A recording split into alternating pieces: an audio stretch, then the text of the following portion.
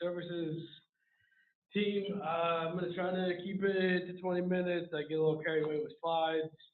And I also kind of took this opportunity. Um, so there's been a lot of talk about, I guess, the new UI, UX architecture, and also about the common components. This team or teams has been around for a year and 3 months, and we are aggressively trying to help other teams adopt. So the idea is that this is the future. I'll explain why to some degree. We haven't figured everything out, so that's why I have learning, but I do think we've figured out enough things for you to start wanting to adopt. And then, of course, I threw in Nick Sunshine Layman because he decided not to come and not to talk, so I will repeatedly have cheap comedy at his expense, like this. He's also known as Homer. And if you adventurous, you can give the response to sunny, happy, smiley, all of the above. But on a serious note, working with Nick has been interesting and worthwhile. He knows a lot of things. He's very open to knowledge sharing. I would encourage you to post in Slack, stop by his desk, my desk.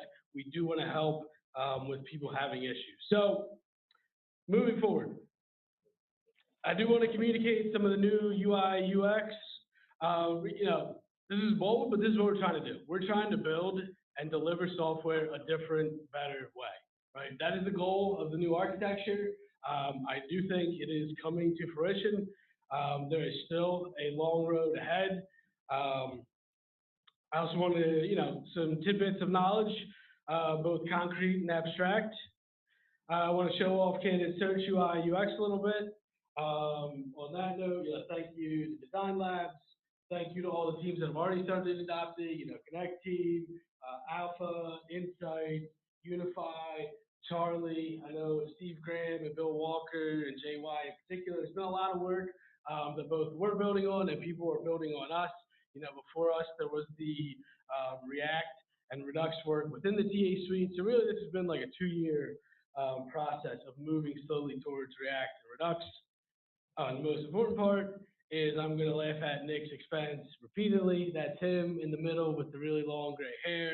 If you weren't sure, that's not him, but I think it could be. He loves guitar. Anytime you want to talk about guitar, please do it before 10 o'clock or after 7 o'clock so that he does his work. All right, moving on.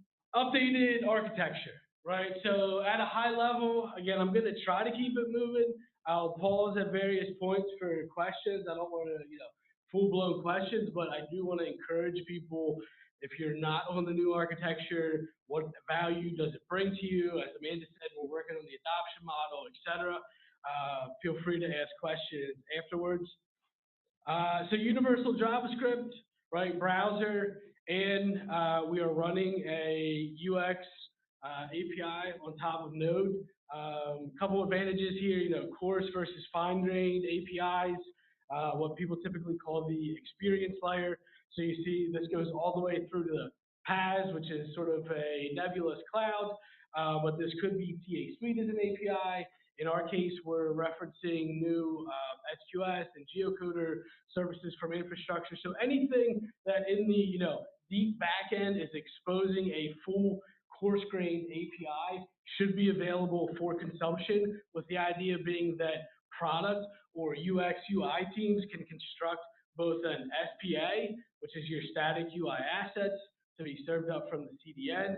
This is all the JavaScript that you're going to ship, like your blueprint, and then the data or the API for accessing those as part of the UX API, right? So in a nutshell, we think, so this picture is probably helpful, right? So you've got your reusable components, and then right here, we have is a feature in general, right? So a feature, or I think Alex can use the term module, so think candidate search, maybe offer letter, maybe interview scheduling, different UI experiences that can be used in different places will consist of an SPA or a static shipment of JavaScript and or CSS, and then it'll be backed by a set of fine-grained experience APIs, and all of these can be shipped, version deployed independently.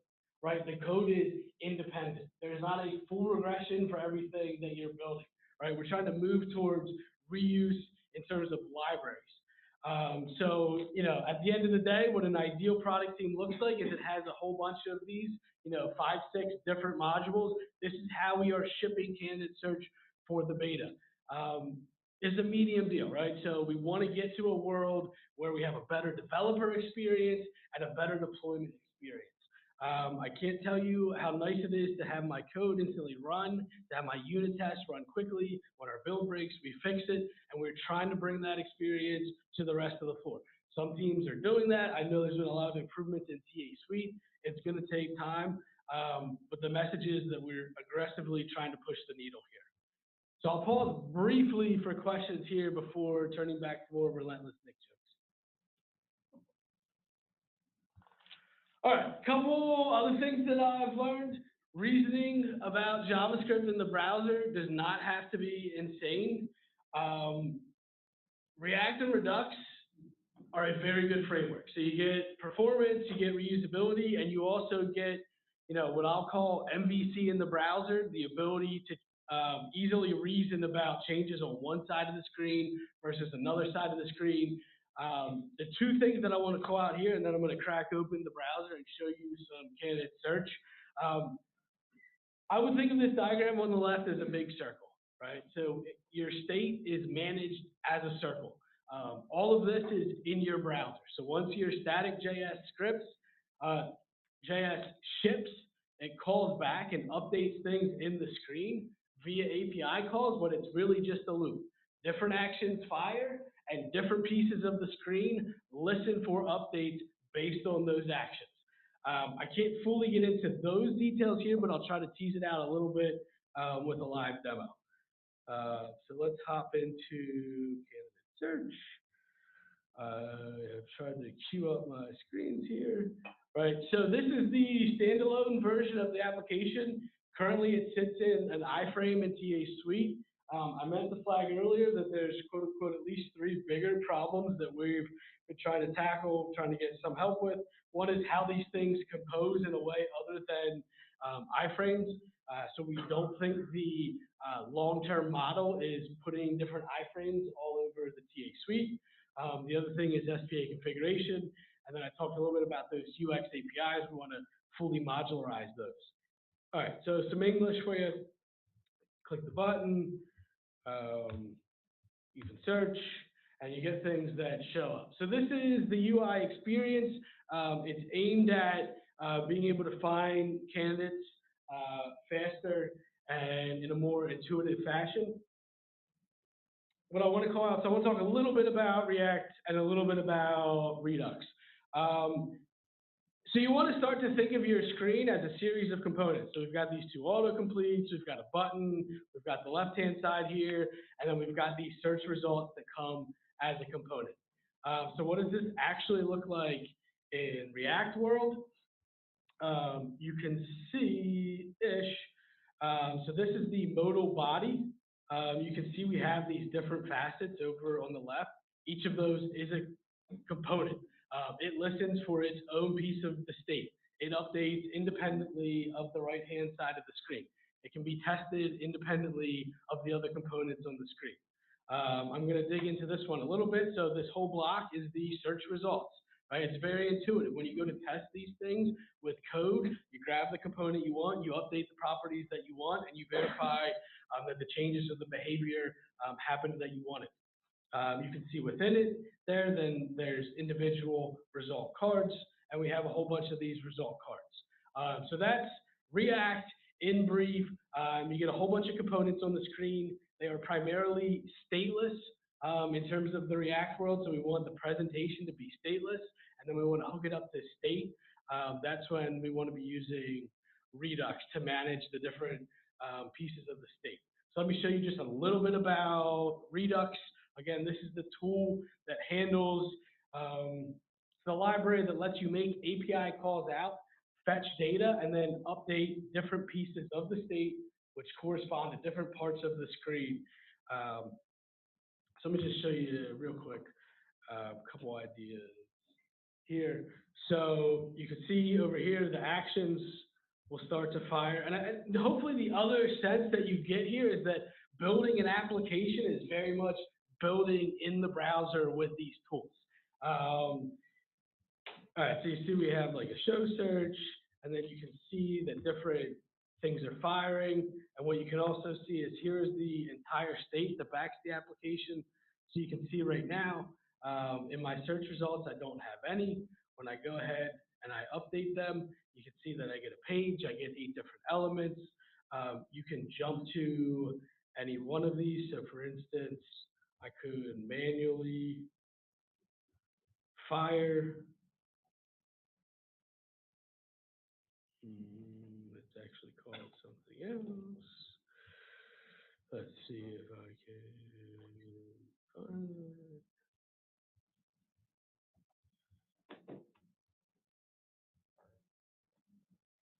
There we go. And so by firing that action, you see immediately what happens. You can go back to a given action. It shows you all of the state, right? So it's like a recorded debugger available right there for you. And so, real quick, so candidate search, that's primarily the state that this part of the screen listens for. Okay, that is my real quick intro to React Redux. I'm gonna keep it moving, but I'll take any quick questions about React Redux.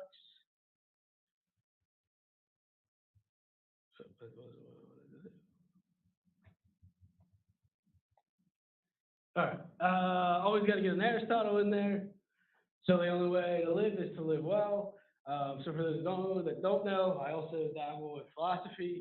So the idea here is Aristotle, wants to talk about ethics and the good life in terms of what it means to be a good human being. He also, well, he doesn't talk about this, but this guy does. Well, maybe he doesn't talk about it, but he does live this, right? So the only way to code is to code well.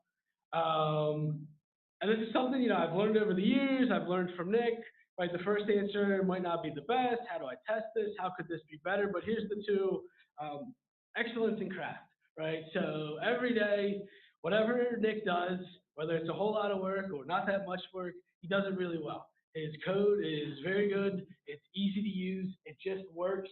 When things just work, it's a big deal, right? Seamless is a big deal. When people pull that in your project and it just works, that's a big deal. He also has an unbridled curiosity, right? So he always wants to know not just what Redux does, but how it does what it does. It's very easy to, well, it's not that easy to know what Spring does, but it's definitely harder to understand how Spring works. I'm not saying that you can take this route all the time. It takes time, it takes years, but it is amazing that once you understand how the things actually work, the depth of perspective, in terms of performance, et cetera, that it brings to the table. So there's another shameless Nick picture. Nick's a medium fan of testing. This one is probably more from my perspective. We've gone ahead and put together a Confluence page that kind of details, especially at the unit testing level. So I've tried to put in there how to test presentation components. I've read a decent amount of articles, followed some things that I think are value, right? So it always comes down to finding balance between the cost of writing the tests and the value that those tests deliver. As you write truer unit tests in the sense that you're isolating code, you will find breakages faster. You will write cleaner code. But the trade-off is that you can write tests at a slightly higher level and kind of get more bang for your buck. I don't think that we have enough automated tests anyway, so I think if we go either of these routes outside of the browser, so we need to write less browser tests, period, right? The browser tests need to come down. If you go look at that page, we've really tried to iterate on this pyramid idea, and we've really tried to push tests down into the lower level where we're going to see things break fast and we're going to be able to run them fast. If anyone wants to see code, I'm happy to show it, but in the spirit of time, I'm going to keep moving. This is something that I have learned from Nick. So bad reuse is more bad than good reuse is good. Those are my words. I've thrown up a bunch of somewhat loosely related images here. But the point simply is think before you reuse things. All right, reusing things is good. Reusing libraries is awesome. Reusing code is awesome.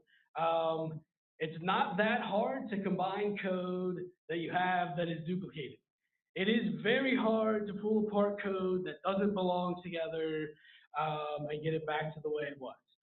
So one of the things that we've really tried with the new UI UX architecture is to split code into things that are reusable in terms of libraries that can be deployed and versioned independently.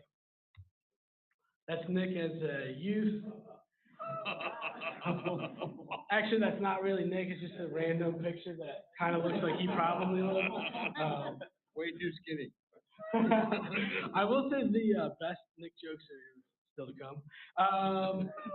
So another thing, so I was not a historic JavaScript guy. I did know these different things, map, reduce, filter, but I have really picked up some functional idioms. For those of you that are more OO oriented, I would encourage you to explore the functional world. A lot of the React, and I guess not really so much React, but Redux takes advantage of a lot of these ideas. So purity of functions, when you put the same thing in, you get the same thing out. It makes it deterministic. It doesn't rely on the state. So what you don't want is magic things inside of that function that can change that you're unaware of. And when you're writing reducers, which should be pure functions, which are part of Redux, they should maintain these qualities. So it's just a different way of thinking about code that is not wholly independent, but there are worthwhile ideas that I've picked up on there. Okay, so we are on to the honorable mention section of random quotes for Nick. Dress for success. Clearly not a quote from Nick. That was the test, and you guys failed miserably. Look at your shirt. Have you walked by his desk lately? All right, here are some actual-ish quotes from Nick. I'll highlight a few. As much as Nick does know, he's not afraid to say that he doesn't know something. This is invaluable. A lot of people, I think, especially engineers, struggle with it. It's easy to nod your, oh yeah, of course I understand what you're saying. It's okay to be honest. There is a lot of freaking different crap to know and understand. It's okay to ask questions. I'd love to see that. I mean, I don't think our culture is bad about that. We have a lot of helpful people, but I just want to emphasize that I think that is okay. Experience and dinosaur engineers are the best teachers. Perfect is the enemy of good. Working code trumps everything. You're not going to need it. Okay, so we're ready for the big finale.